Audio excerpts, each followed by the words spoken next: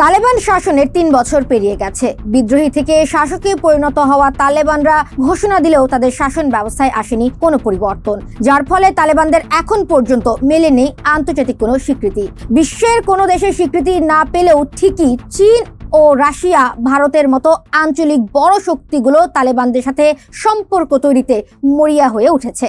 শাসন ব্যবস্থা নিয়ে প্রশ্ন উঠলেও কিভাবে বিশ্বের পরাশক্তি এই দেশগুলোর চোখের মনি হয়ে উঠছে তালেবানরা, কেনই বা তাদের আপন করে নিতে চাইছে দেশগুলো? বিস্তারিত থাকছে বাজ নিউজের প্রতিবেদনে।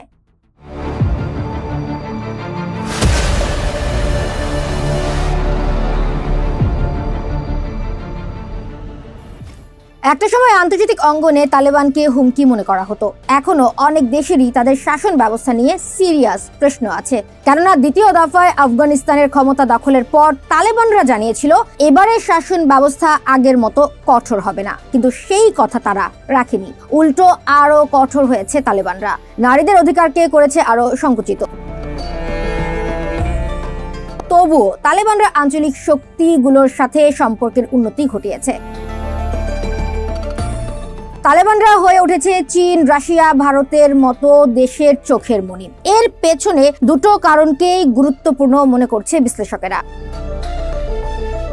তাদের মতে তালেবানদের সাথে সম্পর্ক তৈরির ক্ষেত্রে নিরাপত্তাকে সর্বোচ্চ অগ্রাধিকার দিচ্ছে এশিয়া, বিশেষ করে মধ্য এশিয়ার দেশগুলো।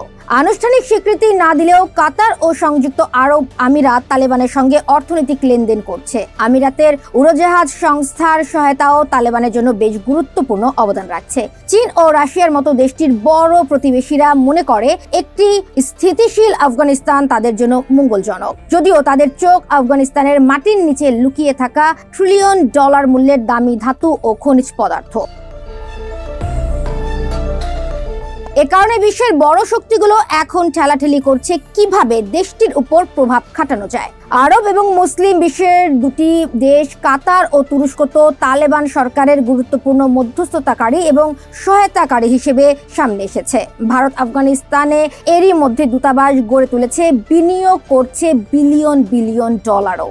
90-এর দশকে তালেবান যখন প্রথম আফগানিস্তানের ক্ষমতায় ছিল, তখন মাত্র 3টি দেশ, পাকিস্তান, সৌদি আরব এবং সংযুক্ত আরব আমিরাতের সাথে তাদের কূটনৈতিক সম্পর্ক ছিল। তুরস্কের সঙ্গে আফগানিস্তানের ঐতিহাসিক এবং জাতিগত সম্পর্ক রয়েছে। ন্যাটোভুক্ত এই দেশটিও আফগানিস্তানের সাথে সম্পর্ক গড়ে তোলাকে সর্বোচ্চ গুরুত্ব দিচ্ছে। চীনের দুটি কোম্পানি এরই মধ্যে $10 বিলিয়ন চুক্তির প্রস্তাব করেছে তালেবান সরকারকে।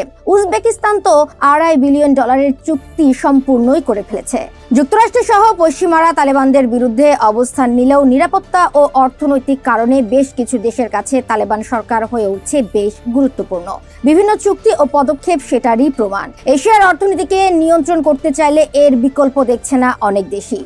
দেখছিলেন বাজ নিউজ, ধন্যবাদ।